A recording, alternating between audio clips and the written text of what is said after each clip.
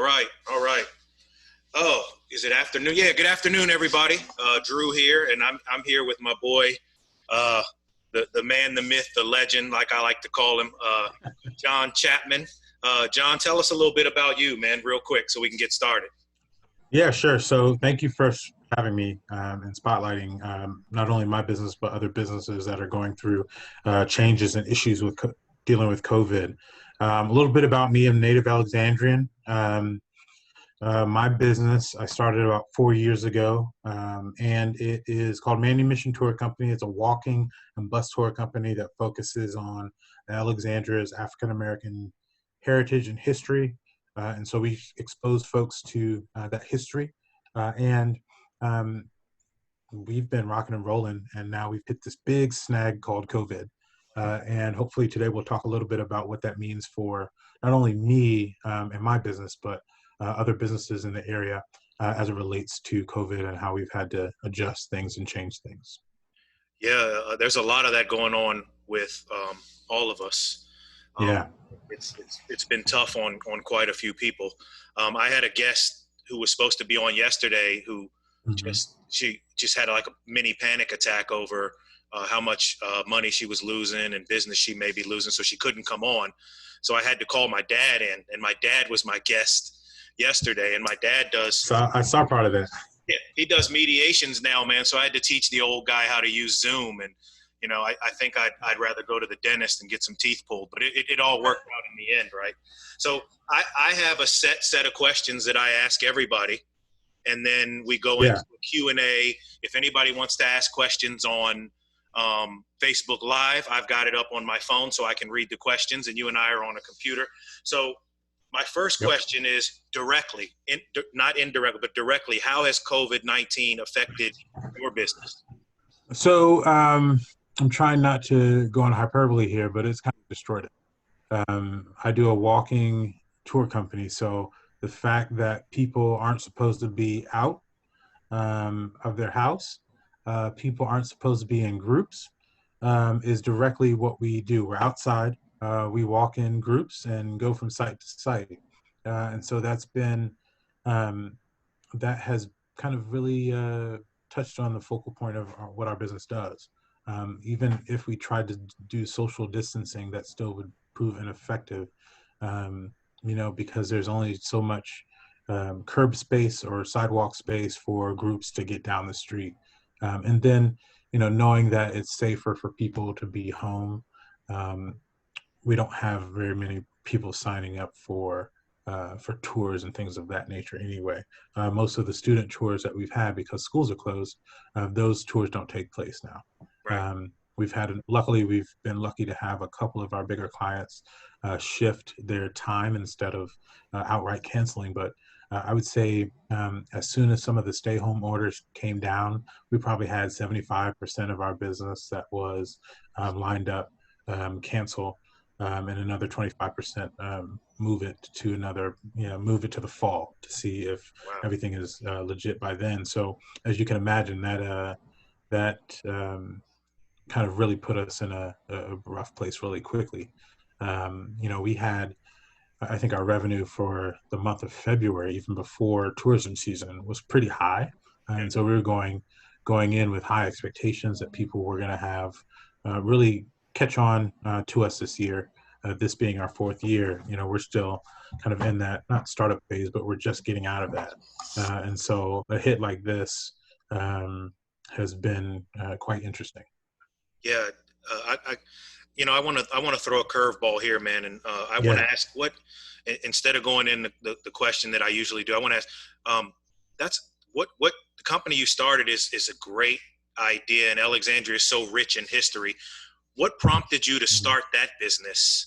I know you were involved Yeah. in other things, but what prompted you to say, man, you know what, I'm gonna spotlight African American history in the city of Alexandria? I think it's a little bit what you said. We know that we have so much history in the city, but if you think off the top of your head, we don't have anybody that's doing African American history primarily.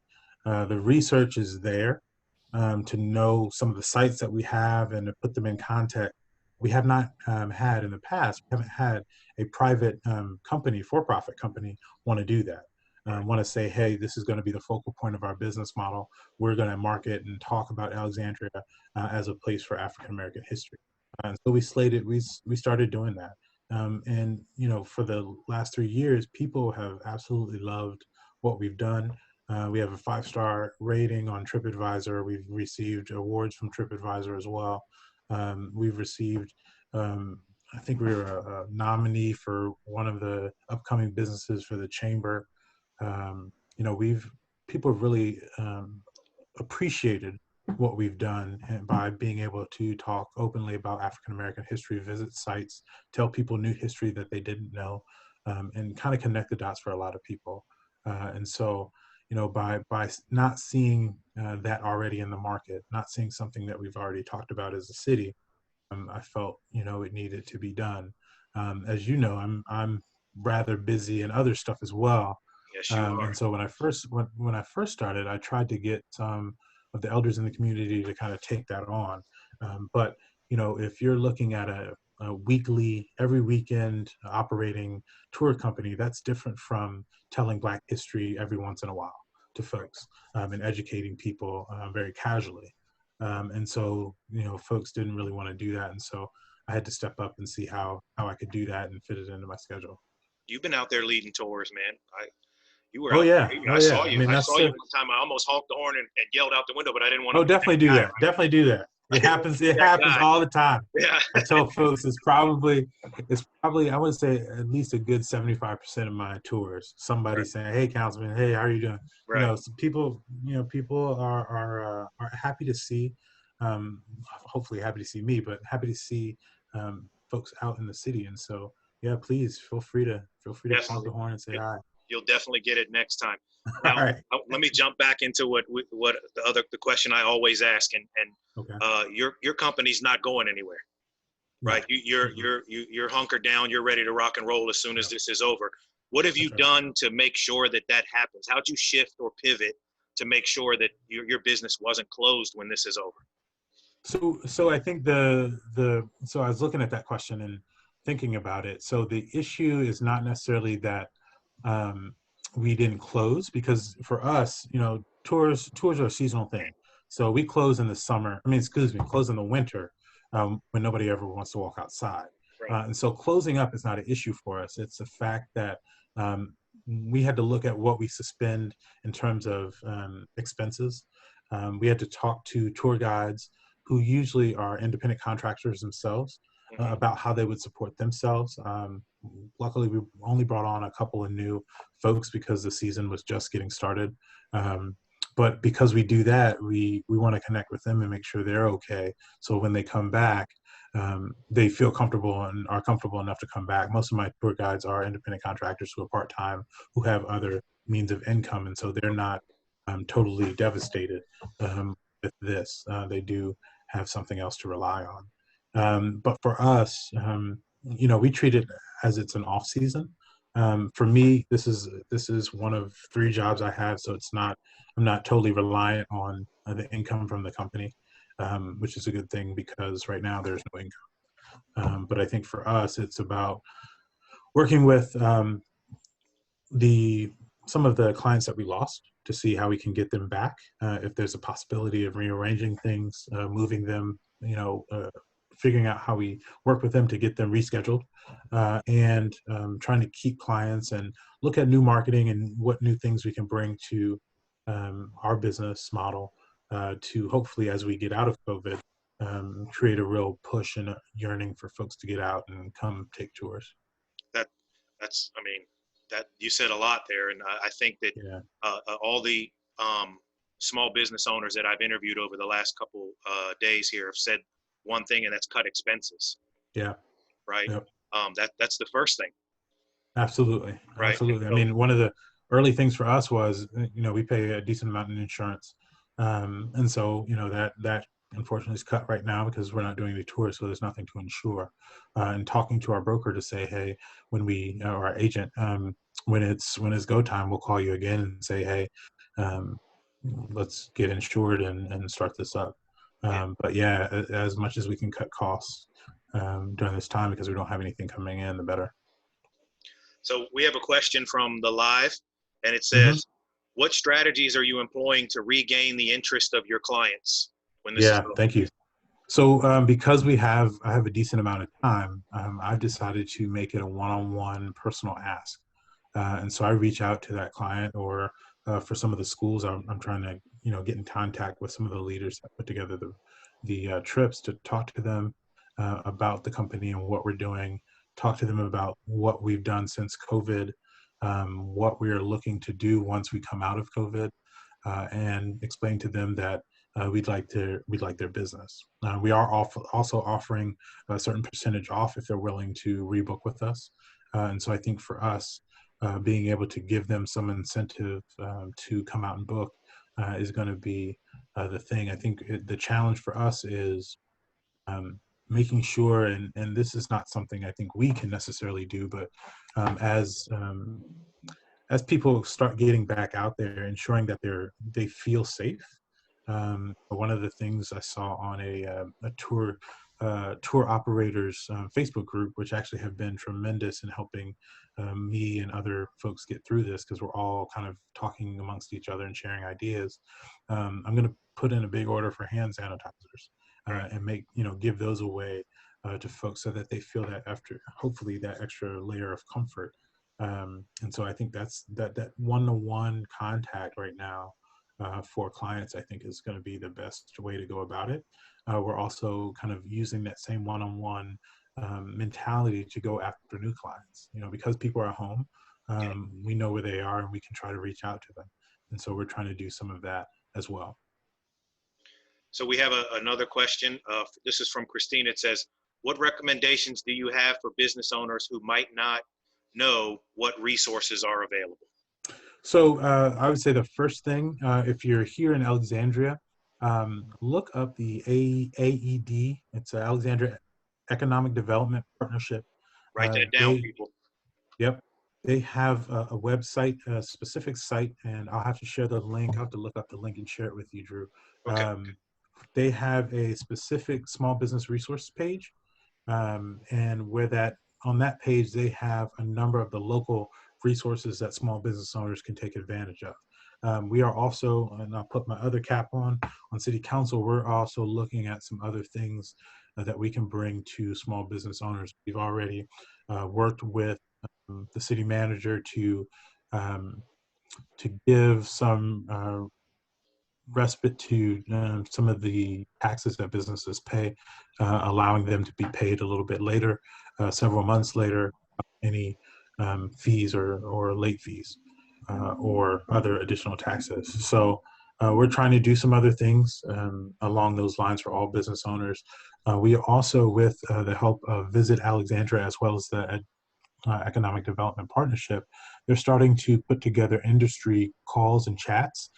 So individuals can meet by industry to talk about what might be best in terms of Oh, wow. um, recovery for their specific industry. Because as we all know, every policy or change that's made doesn't always fit to every industry. And so what we're trying to do, especially at the local level, is be hyper specific in terms of the types of resources that will be needed for a certain industry. So for example, for the real estate industry, in terms of realtors, what exactly a realtor is going to need to be able to recover, and how can we assist as local government? Oh man, that's amazing. And Yeah.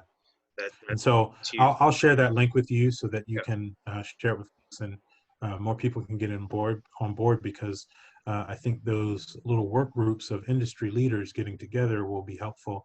The more folks know about it and can weigh in.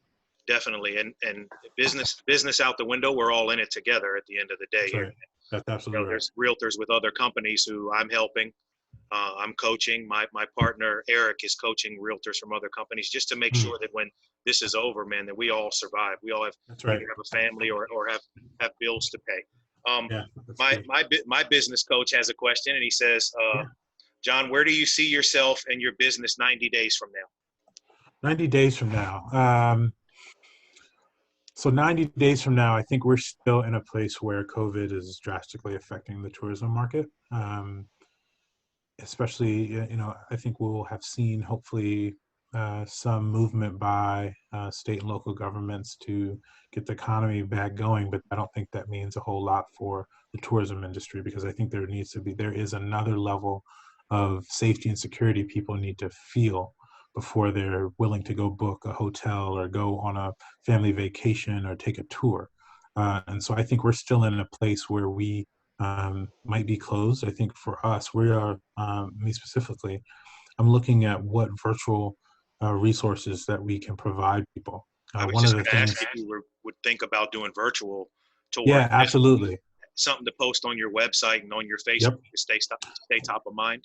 that's right. It helps us stay top of mind and also gives us additional content. One of the things that in our little Facebook group for tour guides, a couple of the individuals in the group that are more experienced with virtual tours are willing to kind of teach and train people on how to do virtual tours. And so in the coming weeks, I'm going to be setting a number of those up. I also wanted to, or I started to try to engage people in terms of their knowledge of African American history in Alexandria. We did a couple of quizzes, online quizzes, that are still available for people to take check out if they check out our Facebook page. Um, they can quiz themselves on local history. I think we have about 5 of those up now, and we're also going to be doing some probably, I don't know how to say this, probably some virtual story time with a couple of African American history books that we have that talk a little bit about the individuals that have been huge in African American history as it relates to Alexandria. I think there are a number of people that people have never heard of that once they hear about a certain person and their story, they will probably connect the dots with where they might have heard their name from or what their impact has been on Alexandria. And so trying to keep African American history in the minds of people and give them opportunities to engage however they want to, I think is what we're going to be trying to do in the next 90 days. That's that's huge. That's a lot. You got Yeah. some big steps ahead of you. We've shifted to in my industry. We've shifted to Hmm. virtual open houses, virtual tours of That's right.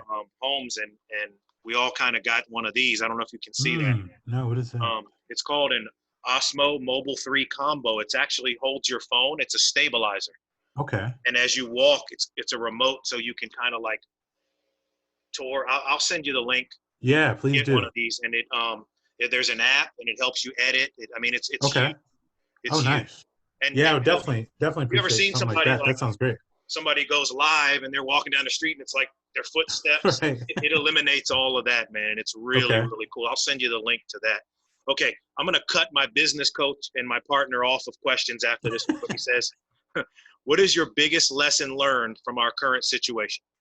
Oh, biggest lesson learned, biggest one. I think there are so many.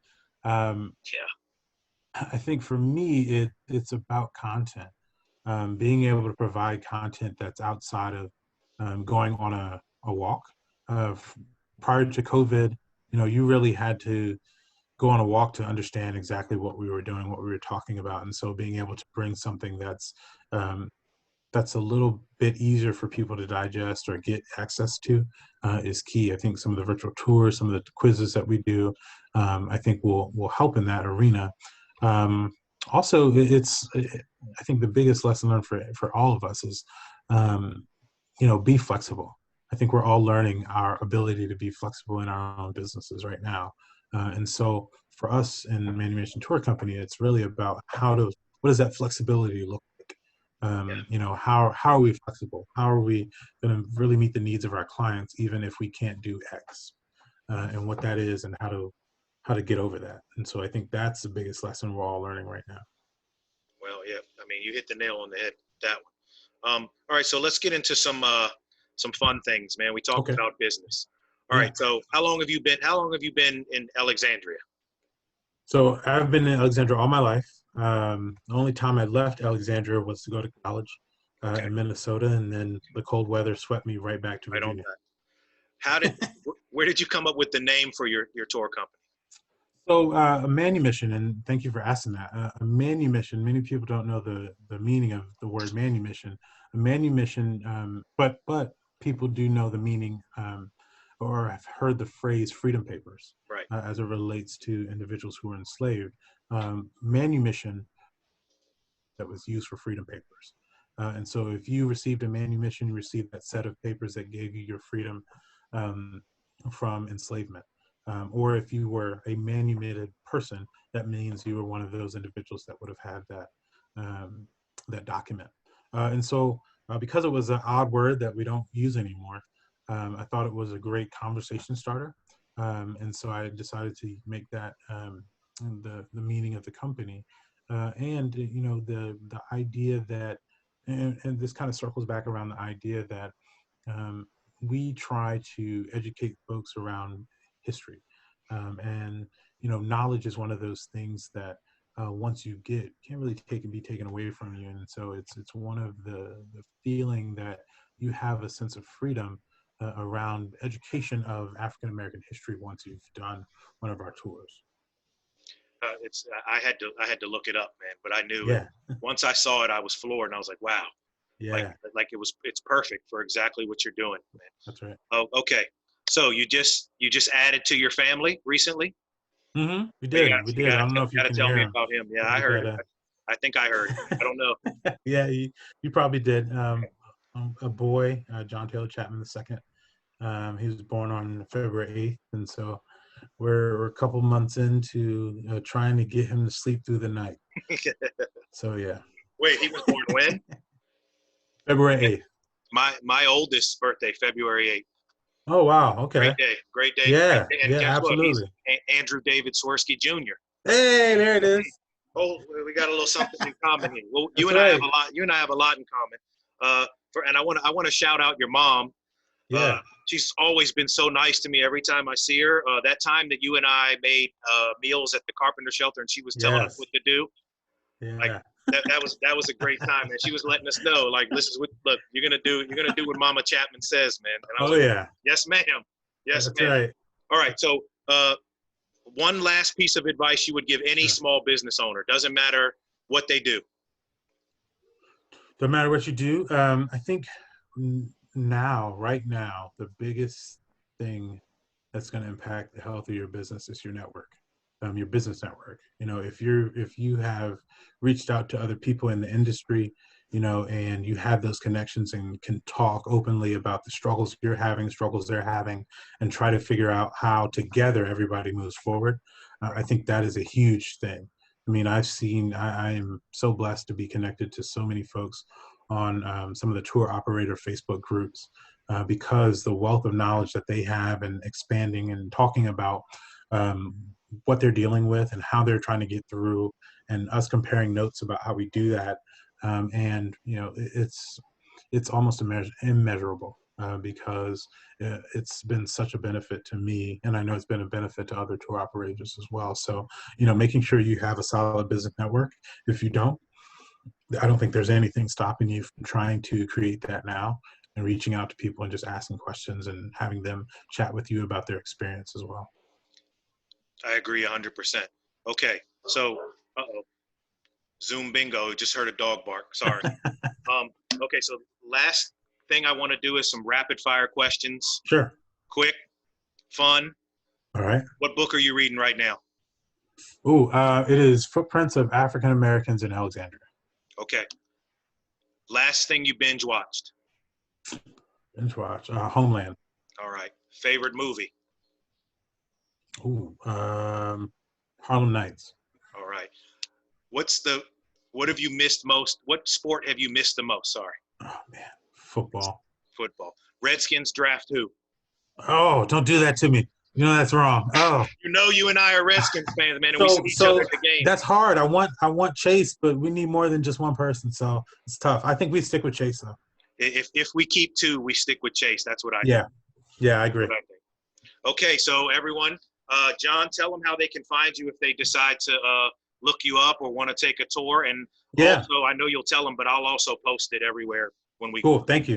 No, please find us. So right now we're super active on Facebook, Manumission Tour Company. Please check out our Facebook group. We do post random things regularly that will keep you updated with what we're doing, but also expose you to Alexandria's African American history. You can also check us out online. We do have a website, www.manumission. It is spelled the way it sounds, MANUMISSION, tours, URS.com.